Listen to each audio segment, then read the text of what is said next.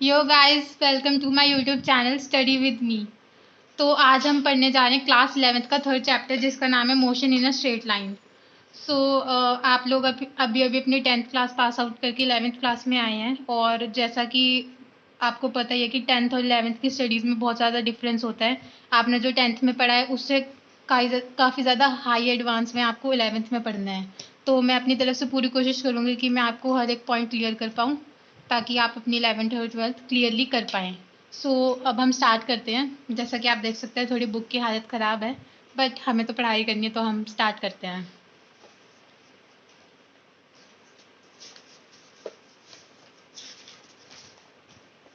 तो ये है हमारा chapter 3, motion in a straight line.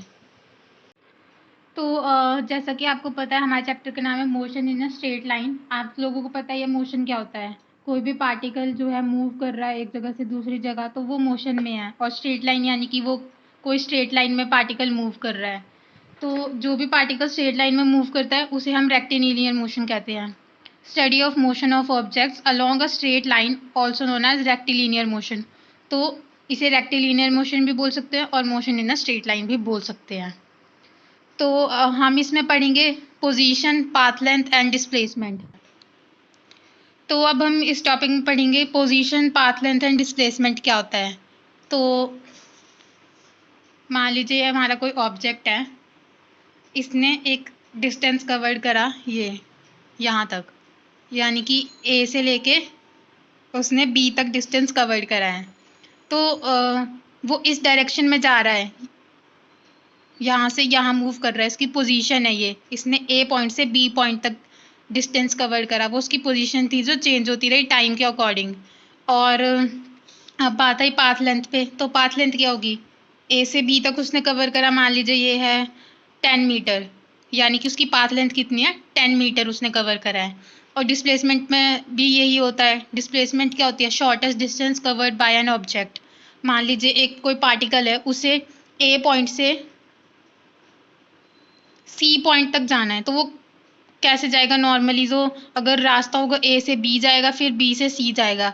But अगर ए से सी डायरेक्टली चला जाए तो वो क्या हो जाएगी, हमारी डिस्प्लेसमेंट। ये हमारी डिस्प्लेसमेंट हो जाएगी। Shortest distance covered by an object displacement कहलाती है। तो ऐसे ये तीनों जो हैं डिफाइन होते हैं। पोजीशन, कोई भी उसने कोई पार्टिकल एक जगह से दूसरी जगह मूव करा है, वो उसकी पोजीशन है। पाथ लेंथ, उसने कितना डिस्टेंस कवर करा है। और डिस्प्लेसमेंट भी हम एक तरह से पाथ लेंथ को बोल सकते हैं। तो जैसे कि यहाँ पे एक एग्जांपल दे रखा है पाथ लेंथ के लिए, ये वाला एग्जांपल दिया इन्होंने कि कोई पार्टिकल है, उसने मूव स्टार्ट करा ओ से, फिर वो ओ से क्यू पे गया, फिर क्यू से पी पे गया, फिर वो वापस क्यू पे आया, वापस ओ पे, फिर आर पे। तो वो उसका पाथ लेंथ है कि ओ से उसने क्यू तक डिस्टेंस कवर करा 240, फिर उसके बाद आके कवर करा 360, फिर वो रिटर्न आया, तो वो उसका पाथ लेंथ हो गया सारा की सारा। जैसे कि यहाँ पे दिखाया गया है डिस्प्लेसमेंट में, delta X is equals to x2 minus x1। हमने कोई डिफरेंस निकालना हो तो हमेशा फाइनल माइनस इनिशियल ही होता है। इसे हम डेल्टा बोलते हैं। यहाँ पे आप देख सकते हैं, we use the Greek letter delta this to denote change in a quantity. किसी भी क्वांटिटी में चेंज हम डिनोट करेंगे तो वो डेल्टा से डिनोट करेंगे। किसी भी चीज़ में चेंज, चेंज यानी कोई चेंज हो रहा है, डिफरेंस हो रहा है, x2 माइनस x1, वो डेल्टा से हम रिप्रेजेंट करेंगे। तो ये हमारा था डिस्टेंस, डिस्प्लेसमेंट, पाथ लेंथ और पोजीशन। अब हम पढ़ेंगे यूनिफॉर्म मोशन क्या होता है। वैसे तो हमने 10th क्लास में पढ़ा है uniform motion and non uniform motion क्या होता है। तो यूनिफॉर्म मोशन होता है कि कोई ऑब्जेक्ट है, उसने कोई ट्रैवल करा डिस्टेंस इक्वल टाइम इंटरवल में, और इक्वल डिस्टेंस उसने ट्रैवल करा है। मान लीजिए कोई कार है, उस कार जो है मूव करी ए से बी पॉइंट तक, मूव करी 10 किलोमीटर, और उसको जो टाइम लगा है वो मान लीजिए 30 मिनट्स उसको लगे हैं। फिर वो बी से सी तक गई, फिर उसने 10 किलोमीटर ही कवर करा है और 30 मिनट ही लगे हैं फिर से उसे। ऐसे ही और आगे फर्दर मूव करी, यानी कि सेम डिस्टेंस है और सेम टाइम है, यानी कि ये होगा यूनिफॉर्म मोशन। इसे हम यूनिफॉर्म मोशन कहेंगे। ये यूनिफॉर्म मोशन हो गया। अब हम नॉन यूनिफॉर्म मोशन कैसे समझेंगे? कोई पार्टिकल है, उसने ए से बी पे मूव करना है। उसने मान लीजिए 10 किलोमीटर में मूव करा, 30 मिनट्स लगे उसे मूव करने में। नेक्स्ट बी से सी में उसको 15 किलोमीटर उसने ट्रैवल कर लिया और टाइम उसको लग गया 40 मिनट्स। ऐसे ही सी से डी उसने ट्रैवल करा तो उसको 9 किलोमीटर उसने ट्रैवल करा और टाइम उसे लगा, मान लीजिए टाइम लगा है 35 मिनट। तो ये नॉन यूनिफॉर्म मोशन हो गया, क्योंकि कोई उसमें कुछ यूनिफॉर्म नहीं रहा। उसमें ना टाइम एक जैसा है, ना ही डिस्टेंस एक जैसा है, सब डिफरेंट है, तो वो नॉन यूनिफॉर्म मोशन कहलाता है। तो अब हम कुछ ग्राफ समझेंगे। ये एग्जाम्स में भी काफ़ी बार पूछे जाते हैं, 1 मार्क या 2 मार्क के क्वेश्चंस में, कि पोजीशन टाइम ग्राफ बताइए यूनिफॉर्म मोशन के लिए और नॉन यूनिफॉर्म मोशन के लिए। तो आपको पता है पोजीशन क्या होती है? डिस्टेंस हो गया एक तरह से पोजीशन, और टाइम तो पता ही है सेकेंड्स में होगा। और हमेशा याद रखना, आप यूनिट्स लिख रहे हैं तो किलोमीटर पर आर होगा। आप लिखते हैं ना ऐसे, किलोमीटर अपॉन एच, तो जब हम अपॉन को ऊपर लेके आते हैं तो वो इस तरह से लिखा जाता है -1। ये हमने छोटी क्लासेस में पढ़ा हुआ है। किलोमीटर का हमेशा आर के साथ होगा और मीटर पर सेकंड होगा। हम ऐसे लिखते हैं मीटर पर सेकंड, तो वो ऊपर आके इस तरह से लिखा जाता है, मीटर पर सेकंड।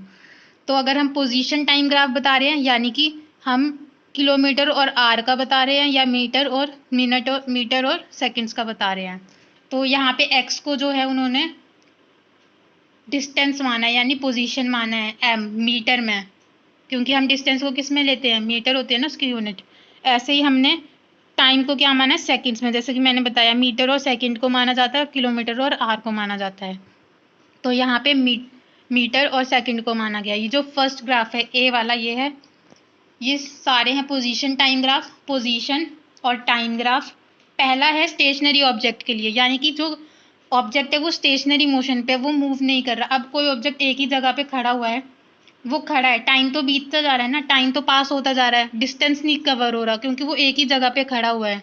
यानी कि कोई ऑब्जेक्ट है, वो 40 मीटर पे ही खड़ा हुआ है, टाइम बीतता जा रहा है। देखिए टाइम बढ़ रहा है ना, 10 20 30 40 बढ़ता जा रहा है टाइम, और वो खड़ा सिर्फ 40 मीटर पर ही है, स्टेशनरी है वो। तो ये पोजिशन टाइम ग्राफ है स्टेशनरी ऑब्जेक्ट के लिए।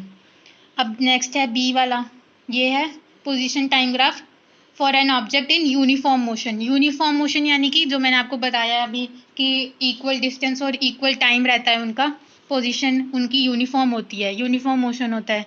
सेम डिस्टेंस और सेम टाइम वो थ्रू आउट द उसके डिस्टेंस में कवर करता है, तो यूनिफॉर्म होता है। वैसे ही इस ग्राफ में बताया है कि एक पार्टिकल है, मान लीजिए यहाँ पे कोई इसका था 10 मीटर, यहाँ पे इसने टाइम लगाया 10 सेकेंड, ऐसे ही 20, ऐसे 30, 40, 50, है ना। इसको हम लिख लेते हैं पहले। ये हमने मीटर माने, ये मीटर में है कि उसने 10 metre, 20 metre, 30 metre, 40 metre, 50 metre cover करा। यहाँ पे 10 second, 20 second, 30 second, 40 second, 50 second में कवर करा। अगर आपको ज़्यादा फास्ट लग रहा है तो आप वीडियो को स्लो कर सकते हैं ऊपर वहाँ जाकर, तो आप वहाँ से जाकर देख सकते हैं कि मैं किस तरह से समझा रही हूँ, अगर आपको जल्दी समझ नहीं आ रहा है तो।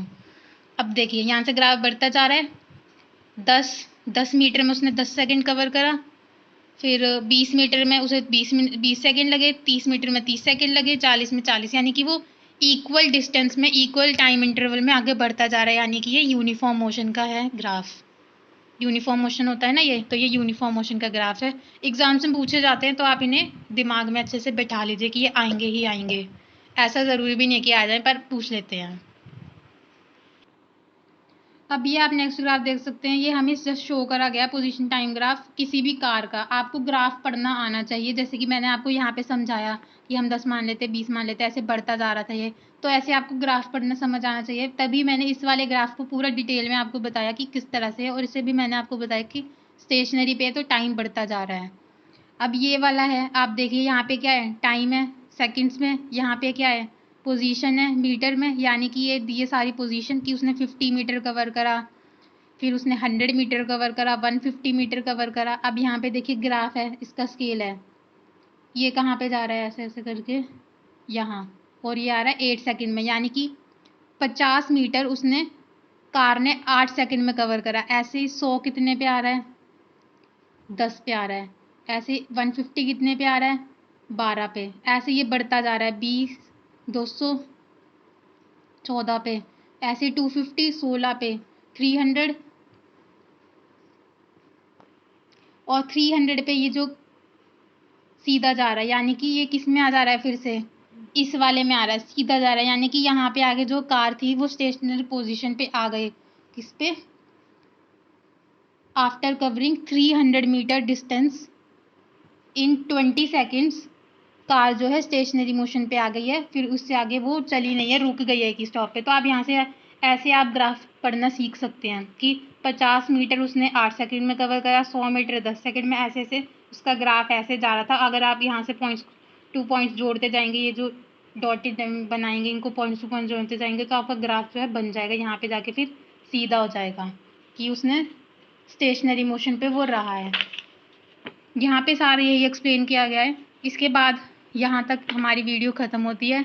उसके बाद नेक्स्ट वीडियो में हम पढ़ेंगे average velocity and average speed क्या होती है, उसका पूरा हम एक्सप्लेनेशन देखेंगे, ग्राफ्स देखेंगे, उसकी हम न्यूमेरिकल भी देखेंगे। ये वाला जो न्यूमेरिकल है एग्जाम से हम पूछ लेते हैं कई बार, और न्यूमेरिकल करने से क्या होता है कि कंसेप्ट क्लियर हो जाता है कि हमने क्या पढ़ा है। तो ऐसे ही हम यहाँ पर एवरेज वेलोसिटी भी देखेंगे और एवरेज स्पीड देखेंगे कि क्या होती है। तो गाइज़ यहाँ पे हमारी वीडियो ख़त्म होती है। आप कमेंट करके हमें ज़रूर बताइएगा कि आपको हमारी वीडियो कैसी लगी है, और अगर कोई सजेशंस हो वीडियो के रिलेटेड कि क्या मुझे और ऐड करना चाहिए तो आप बताइएगा। कुछ आपको नहीं समझ आया, कोई डाउट है तो भी आप हमें कमेंट करके बताइएगा, और हमें कमेंट करके बताइएगा कि आप नेक्स्ट वीडियो और क्या चाहते हैं। Okay guys, thank you so much, and must like, comment and share my channel, and don't forget to subscribe my channel. Thank you so much.